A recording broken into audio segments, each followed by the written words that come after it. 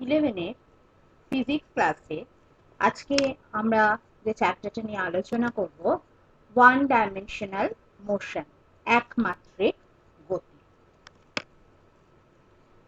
বিজ্ঞানের যে শাখায় গতি সম্পর্কে আলোচনা করা হয় বা গতিশীল স্থির বস্তুর ওপর বলের প্রভাব এগুলো সম্পর্কে আলোচনা করা হয় তাকে বলে বল বিজ্ঞান বা মেকানিক্স। একে দুটো ভাগে ভাগ করা যায়, প্রধান দুটো ভাগে ভাগ করা যায়।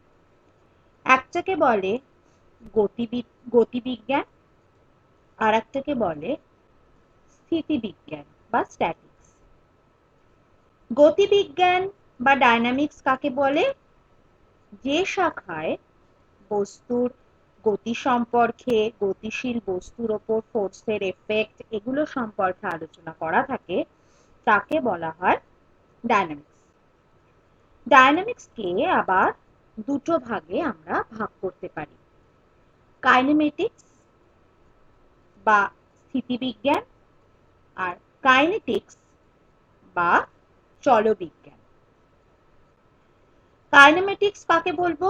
যে অংশে বস্তুর গতি বর্ণনা করা হয়, গতির কারণ, কি জন্য গতির সৃষ্টি হচ্ছে সেগুলো অনুসন্ধান করা হয়, তাকে বলা হয় হচ্ছে স্থিতিবিজ্ঞান বা কাইনেমেটিক্স। আর গতিবিজ্ঞান বলতে আমি কি বুঝবো? মানে তোমার কাইনেটিক্স বলতে আমরা কি বুঝি? যে শাখায় গতির কারণ সম্পর্কে আলোচনা করা হয়, গতির প্রকৃতি সম্পর্কে আলোচনা করা হয় বা সেগুলো নিয়ে বিশ্লেষণ করা হয়, তাকে বলা হয় হচ্ছে তোমার কাইনেটিক্স। এক্ষেত্রে বস্তুর ভর এবং তার উপর প্রযুক্ত বলের প্রভাবও অনেক সময় আলোচনা করা থাকে। 2 নম্বর যেটা, সেটা হলো স্ট্যাটিক্স। কাকে বলবো? বিভিন্ন বলের ক্রিয়ায় কোনো বস্তুর যখন ইকুইলিব্রিয়াম কন্ডিশন তৈরি হয় এবং বা হওয়ার জন্য যে শর্ত, যে শাখায় এগুলো সম্পর্কে আলোচনা করা থাকে তাকে আমরা বলি হচ্ছে স্ট্যাটিক্স বা স্থিতি বিজ্ঞান। এবার তোমার সময়ের সঙ্গে সঙ্গে, গতিবিজ্ঞানের ক্ষেত্রে সময়ের সঙ্গে সঙ্গে যদি কোনো বস্তুর স্থান পরিবর্তন না করে তখন তাকে আমরা বলি, বা সেই অবস্থাটাকে আমরা বলি স্থিত অবস্থা বা স্থিতি অবস্থা বা রেস্ট কন্ডিশন।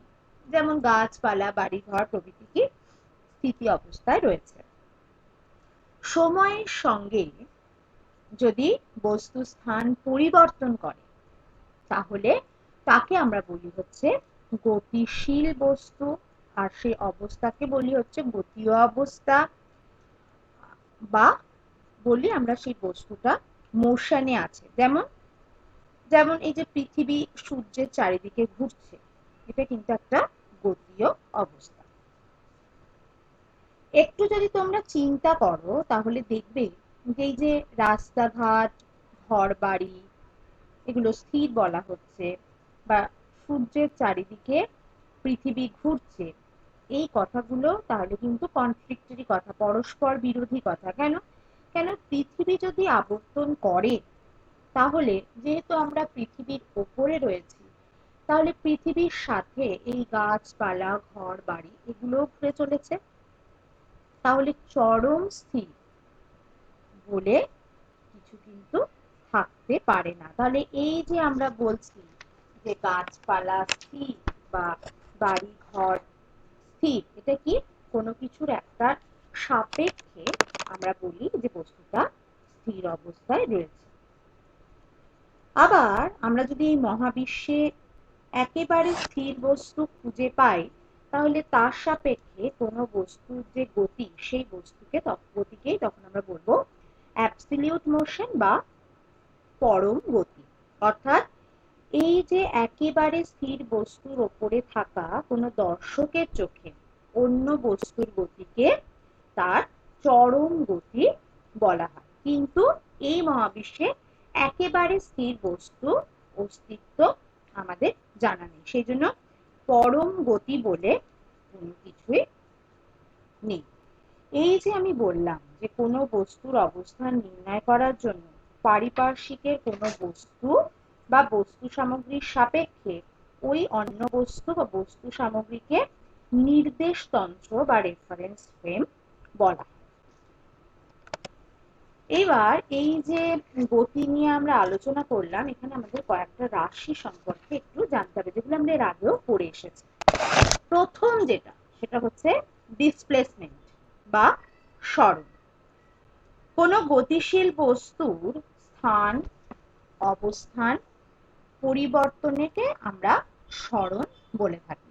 সরণ সবসময় একটি নির্দিষ্ট দিক বরাবর হয়। আমরা জানি যে বস্তুর প্রথম অবস্থান এবং শেষ অবস্থানকে যদি একটি সরল রেখা দ্বারা যোগ করা যায়, তবে যে দৈর্ঘ্যটা পাওয়া যায় সেই দৈর্ঘ্যই সরণের মান নির্দেশ করে এবং ওই সরলরেখা বরাবর প্রথম থেকে শেষ অবস্থানের দিকে সরণ হয়। এবার সরণের যেহেতু মান আর অভিমুখ দুটোই আছে, সেই জন্য সরণ একটি ভেক্টর রাশি। কোন বস্তুর যদি প্রাথমিক আর শেষ অবস্থান একই হয়, তাহলে তার সরণ শূন্য হয়। ধরো তুমি একটা বৃত্তাকার মাঠ পরিক্রমণ করছো। তুমি যেখান থেকে পরিক্রমণ শুরু করলে আবার ঘুরে তুমি যেই সেই জায়গাটায় এলে, তাহলে তোমার প্রাথমিক এবং অন্তিম দুটো অবস্থান একই হয়ে গেল, অর্থাৎ তোমার সরণ শূন্য হলো। কিন্তু অতিক্রান্ত তুমি যে মোট পথটা গেলে, এটা কিন্তু তোমার অতিক্রান্ত দূরত্ব, দূরত্বটা কিন্তু তুমি অতিক্রম করলে, কিন্তু যেহেতু তোমার প্রাথমিক এবং অন্তিম অবস্থান এক, সেই জন্য তোমার সরণটা শূন্য হলো। এবার যেটা আমরা পড়বো সেটা হলো স্পিড। কাকে বলবো speed? The distance traveled by a body in unit time is called its speed. অর্থাৎ সময়ের সাপেক্ষে কোনো বস্তুর যে দূরত্ব অতিক্রম করে বা দূরত্ব অতিক্রম করার যে হার, সেই হারকেই আমরা বলবো হচ্ছে ওর স্পিড বা দ্রুতি। তাহলে স্পিড বা দ্রুতি সমান সমান কি লেখা যায়? ডিস্টেন্স ট্রাভেলড, মোট অতিক্রান্ত দূরত্ব বা পথের দৈর্ঘ্য, ডিভাইডেড বাই মোট সময় বা টাইম টেকেন। কোন বস্তু দ্বারা অতিক্রান্ত দূরত্ব বা পথের কোনো নির্দিষ্ট দিক নেই। যেমন ধরো একটা ট্রেন ঘন্টায় 2 ঘন্টায় 50 কিলোমিটার পর অতিক্রম করছে, যদি এটা বলা হয় তাহলে এক্ষেত্রে কি গতির মানটা বলা হচ্ছে, কত মানে ট্রেনটা যাচ্ছে সেটা বলা হচ্ছে, কিন্তু কোন দিকে ট্রেনটা যাচ্ছে সেটা কিন্তু বলা নেই।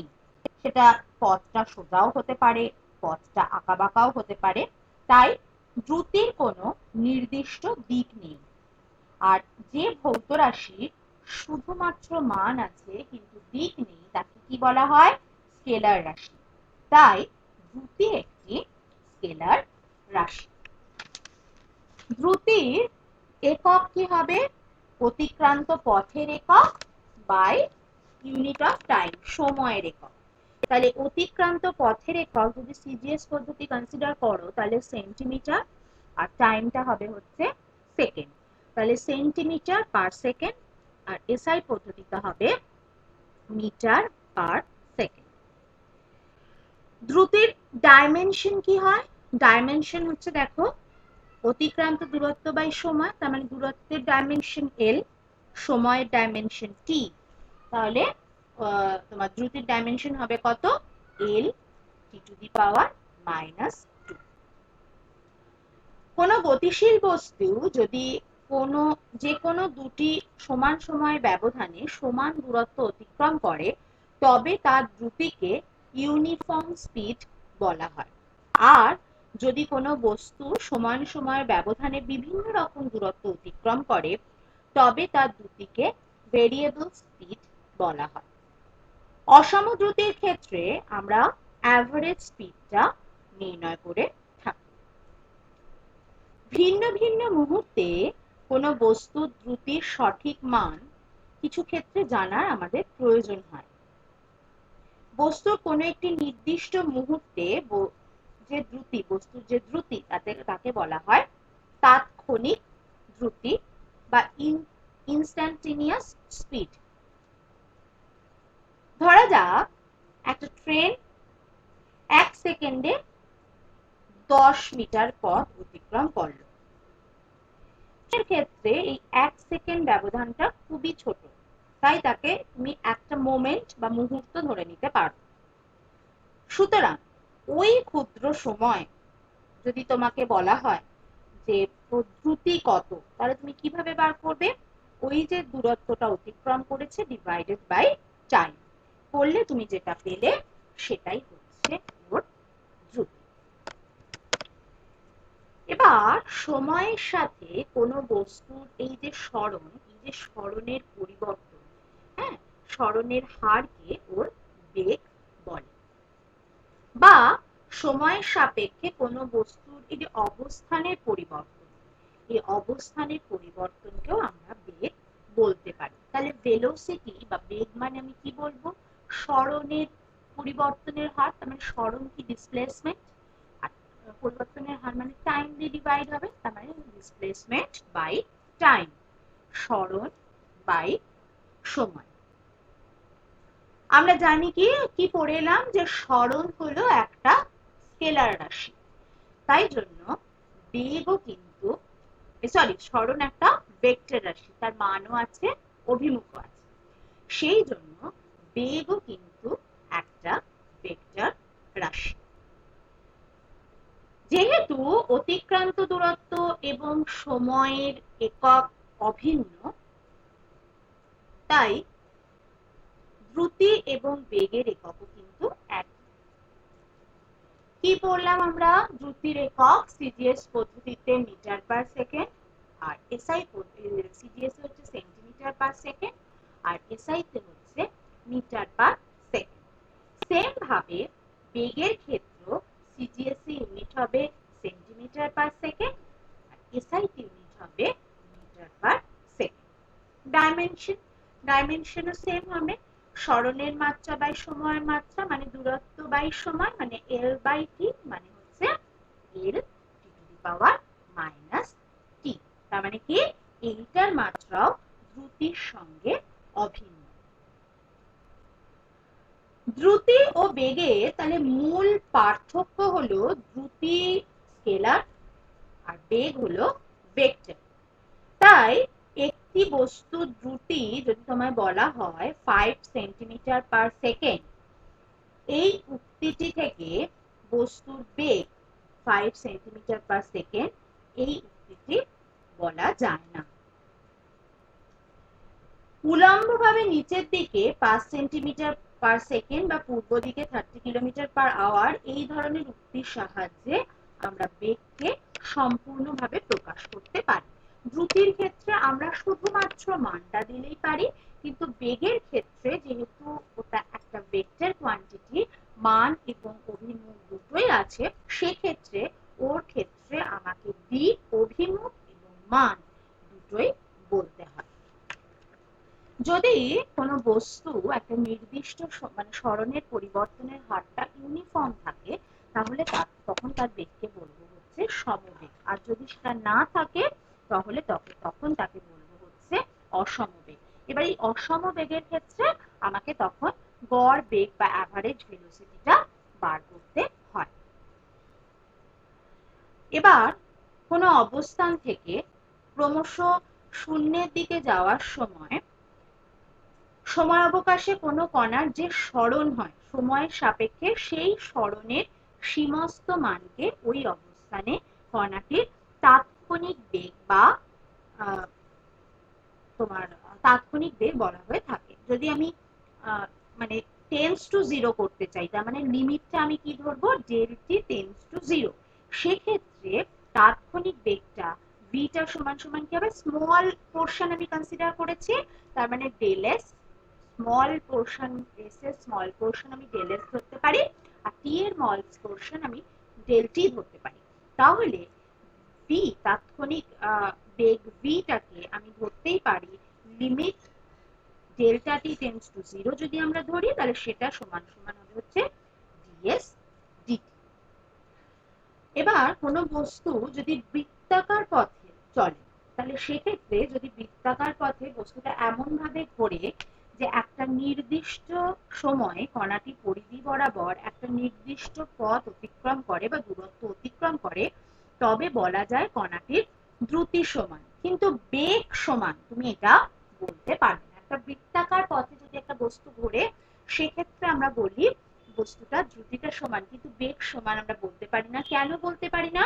না, যেহেতু বৃত্তাকার পথে ঘোরার সময় প্রত্যেকটা সময় প্রত্যেকটা মুহূর্তে তার অভিমুখ পরিবর্তিত হচ্ছে। তাই মানে কি, সে সমবেগে চলছে না। বেগটা হচ্ছে সম হতে গেলে তোমার অবকাশটাও সমান হতে হবে এবং একই ডিরেকশনে, ইউনিডিরেকশনে যেতে হবে। কিন্তু যদি ডিরেকশনটা চেঞ্জ হয়ে যায়, সেক্ষেত্রে কিন্তু আমরা সমবেগ কথাটা বলতে পারি না। এবার আমরা যেটা পড়বো সেটা হলো অ্যাক্সিলারেশন। অ্যাক্সিলারেশন মানে কি, যদি সময়ের সঙ্গে বস্তুর বেগের পরিবর্তন হয়, বেগের পরিবর্তনের যে হার সময়ের সঙ্গে, সেটাকেই আমরা বলি হচ্ছে ত্বরণ। তাহলে অ্যাক্সিলারেশন হচ্ছে change in velocity by time. Change in velocity মানে কি, ফাইনাল ভেলোসিটি যেটা হলো, ইনিশিয়াল ভেলোসিটি যেটা ছিল, দুটোকে তুমি বিয়োগ করবে, করলে বা চেঞ্জ ইন ভেলোসিটি হলো ডিভাইডেড বাই টাইম, সময় দিয়ে ভাগ করলে তুমি তার মানটা পেয়ে যাবে। বেগ একটি ভেক্টর রাশি বলে বেগের পরিবর্তনের হারও ভেক্টর রাশি হবে। তাই ত্বরণও একটি ভেক্টর রাশি, যার মান ও দিক উভয়ই আছে। ত্বরণের সংজ্ঞা অনুযায়ী বেগ পরিবর্তনের অভিমুখ যা, ত্বরণের অভিমুখও তাই। তাই কোনো বস্তু কণার যদি প্রাথমিক বেগ এবং অন্তিম বেগ একই দিকে না হয়, ভেক্টর বীজগণিতের নিয়ম অনুসারে পরে তোমরা দেখবে যে বেগ পরিবর্তনের অভিমুখ হবে হচ্ছে প্রাথমিক বেগ এবং অন্তিম বেগ এই দুই অভিমুখ থেকে আলাদা। সুতরাং সাধারণভাবে আমরা বলতেই পারি যে কোনো বস্তুর বেগ যেদিকে, ত্বরণটা সেদিকে নাও হতে পারে। এবার ইউনিটে এসো। ইউনিট কি হবে? বেগের ইউনিট বাই সময়ের ইউনিট। তাহলে বেগের ইউনিট হচ্ছে কি, মিটার পার সেকেন্ড ছিল এসআইতে, আর সিজিএসে ছিল সেন্টিমিটার পার সেকেন্ড। তাহলে যদি তুমি ত্বরণে এসো, তার সাথে আর একটা সেকেন্ড এক্সট্রা হবে সময়ের জন্য, তাহলে সেক্ষেত্রে হবে হচ্ছে সিজিএস পদ্ধতিতে নিলে হবে সেন্টিমিটার পার সেকেন্ড স্কোয়ার, আর এসআই পদ্ধতিতে নিলে হবে মিটার পার সেকেন্ড স্কোয়ার। এবার ডাইমেনশনে এসো। ডাইমেনশন কি হবে? বেগের ডাইমেনশন বাই টাইমের ডাইমেনশন। বেগের ডাইমেনশনের আগে আমরা বার করে আনলাম L T to the power minus one by টাইমের ডাইমেনশন মানে টি, তার মানে L T to the power minus two. এবার কোনো বস্তুর ত্বরণ সবসময় সমান নাও হতে পারে। ত্বরণ যদি অসম হয়, তবে গড় দ্রুতি বা গড় বেগের মতো ওই বস্তু কণার গড় ত্বরণ আছে আমরা ধরে নেব, এবং সেক্ষেত্রে আমরা কি করব, অ্যাভারেজ অ্যাক্সিলারেশনটা বার করব। কোনো বস্তুর কোনো একটা মুহূর্তের যে ত্বরণ, সেই ত্বরণকে আমরা বলবো হচ্ছে তাৎক্ষণিক ত্বরণ। তাহলে বেগের ক্ষেত্রে আমরা কি দেখেছিলাম, limit delta T tends to 0 যদি হয়, তাহলে সেক্ষেত্রে ডিএস ডিটি ছিল। তার মানে এখানে আবার সেটারও আবার তোমার ডিফারেন্সিয়েট করতে হবে। তার মানে সেক্ষেত্রে আমার হবে হচ্ছে এ সমান সমান আমি লিখতে পারবো d2s dt স্কয়ার। এবার যদি তোমার বস্তুটা সময়ের সঙ্গে সঙ্গে গতি না বেড়ে গতি যদি কমে যায়, তাহলে তখন আমরা তাকে কি বলি, নেগেটিভ ত্বরণ বলি বা মন্দন বলে থাকি। এবার সেটা আমি কি করে বুঝবো? ফর্মুলা সবই এক। ত্বরণের ক্ষেত্রে যদি মানটা অ্যাক্সিলারেশনটা পজিটিভ বেরোয়, তাহলে আমায় জানতে হবে যে সেটা ত্বরণ অর্থাৎ বেগটা বৃদ্ধি পাচ্ছে। আর যদি এর মানটা নেগেটিভ বেরোয়, তাহলে সেটাকে আমার ধরতে হবে যে সেটা মন্দন অর্থাৎ বেগটা হ্রাস পাচ্ছে। এবার এসো আমরা কটা সমীকরণ, বেগের যে সমীকরণ মানে সেই কটা সমীকরণ আমরা একটু গ্রাফিক্যাল, আমরা এগুলো কিন্তু ম্যাথমেটিক্যালি এর আগে ক্লাসে আমরা করে এসেছি, তাই তো? আমরা এখানে যেটা শিখবো সেটা হলো ম্যাথমেটিক্যাল মানে সরি গ্রাফিক্যাল প্রুফ। গ্রাফের মাধ্যমে আমি এগুলো প্রুফ করার চেষ্টা করব। দেখো, মনে করা যাক একটা কণার প্রাথমিক বেগ ইউ। কণাটি এ সমতরণে গতিশীল থেকে টি সময় পর অন্তিম বেগ v লাভ করলো। ওই সময় কণার সরণ হলো হচ্ছে s। এবারে দেখো এখানে একটা লেখচিত্র দেওয়া আছে, গতিবেগ সময় লেখচিত্র। এখানে দেখো এ বি যে রেখাটা, এটা কণাটির গতি নির্দেশ করে। যেহেতু কণাটি সমতরণে গতিশীল, সেই জন্য এ বি হচ্ছে একটা স্ট্রেট লাইন বা সরল রেখা। শর্তানুযায়ী ও সি যে অংশটা সেটা সমান সমান টি, ও এ যে পোর্শনটা সেটা সমান সমান ইউ, এবং বি সমান সমান হচ্ছে তোমার সি বি যে পোর্শনটা। তাহলে ত্বরণ সমান সমান কি হবে? বেগের পরিবর্তন বাই সময়। তাহলে বেগের পরিবর্তন কি হবে? সিবি মাইনাস তোমার আগেরটা ছিল হচ্ছে সিবি, হ্যাঁ বেগের পরিবর্তন হবে CB minus O A by OC. ঠিক আছে, তাহলে সেখান থেকে কি লেখা যায়? সিবি মানে আমি কি বললাম? ভি, ও এ মানে হচ্ছে তোমার ইউ, আর সময় ওসি মানে কি? টি। তাহলে সেখান থেকে কি লিখতে পারি আমরা? এ সমান সমান V minus you by T. সেখান থেকে আমরা যে একটা সমীকরণ করেছিলাম, তোমাদের নিশ্চয়ই মনে আছে, v equals to u plus a t, v is equal to u minus a t. আমি যেহেতু ধরে নিয়েছি যে ভেলোসিটি ইনক্রিজ করেছে, অর্থাৎ বস্তুটা ত্বরণে আছে, সেই জন্য তোমার ইকুয়েশনটা হলো হচ্ছে ভি সমান সমান you plus A into T. এবারে পরের প্রুফটায় আসা যাক। পরের প্রুফে দেখো কি প্রুফ করব আমরা এখান থেকে, যে আমরা আর একটা সমীকরণ করেছিলাম, মনে করে দেখো, এস সমান সমান ইউটি প্লাস হাফ এ টি স্কোয়ার। দেখো এস সমান সমান ইউটি প্লাস হাফ এ টি স্কোয়ার। ঠিক আছে, আচ্ছা আমরা জানি যে বেগ সময় লেখচিত্র এবং সময় অক্ষের দ্বারা সীমাবদ্ধ ক্ষেত্রের ক্ষেত্রফল দ্বারা কণাটি যে দূরত্ব অতিক্রম করে তার মান নির্দেশ করা হয়। তাহলে এই যে ছবি, এই ছবিটিতে নির্দেশক রেখা এবি, বেগ অক্ষ, সময় অক্ষ এবং সিবি সরলরেখা দ্বারা সীমাবদ্ধ ক্ষেত্রটি কি? ক্ষেত্রটি কোন ক্ষেত্রটা? ও এ বি সি। এটা কি? একটা ট্রাপিজিয়াম। তাহলে এই যে ট্রাপিজিয়াম, এই ট্রাপিজিয়ামের যে ক্ষেত্রফল হবে সেটাই হচ্ছে কি অতিক্রান্ত দূরত্বটাকে প্রকাশ করবে। আমরা এর আগেরটাতেও ধরে নিলাম যে ইউ সমান সমান প্রাথমিক বেগ, এ সমান সমান ত্বরণ, টি সমান সমান সময়। তাহলে ও এ বি সি ট্রাপিজিয়ামের ক্ষেত্রফল যদি আমাকে বার করতে হয়, কিভাবে করব? ও এ বি সি আয়তক্ষেত্রের ক্ষেত্রফল, নিচের যে আয়তক্ষেত্র আছে সেটার, প্লাস এ বি ডি যে ত্রিভুজ আছে তার ক্ষেত্রফল। আয়তক্ষেত্রের ক্ষেত্রফল আমরা কি করে বার করব? দৈর্ঘ্য ইন্টু প্রস্থ, অর্থাৎ ও এ ইন্টু ও সি। আর ত্রিভুজের ক্ষেত্রফল কিভাবে বেরোবে? হাফ ইন্টু ভূমি ইন্টু উচ্চতা। তাহলে হাফ, ভূমি কি আছে? এডি square into, sorry, half into এডি ইন্টু বিডি, হাফ ইন্টু ভূমি ইন্টু উচ্চতা। আচ্ছা এইবার দেখো পরের লাইনে ও এ ইন্টু ও সি, সেটা করেছি হাফ ইন্টু, এবার দেখো বিডি ডিভাইডেড বাই এডি, একটা এডি আমি এক্সট্রা এনেছি সেই জন্য এডি স্কোয়ার করেছি। তাহলে লিখেছি half into BD divided by AD into AD square. এবার বিডি বাই এডি, এই যে জিনিসটা আমরা পেলাম বিডি বাই এডি, দেখো এর আগে যে আমরা অ্যাক্সিলারেশনটা বার করেছি সেখানে ট্যান মানে আলফার মানটা, যেটা হচ্ছে তোমার এডি আর এবির মধ্যে যে কোণটা, সেই মানটা যখন আমরা বার করেছি সেটা সমান সমান আমরা দেখো বার করেছি হচ্ছে বিডি বাই এডি। তার মানে বিডি বাই এডি সমান সমান আমরা লিখতেই পারি আলফা। তাহলে যদি আমরা ইকুয়েশনে মানগুলো পুট করি তাহলে সেখান থেকে আমরা কি পাবো?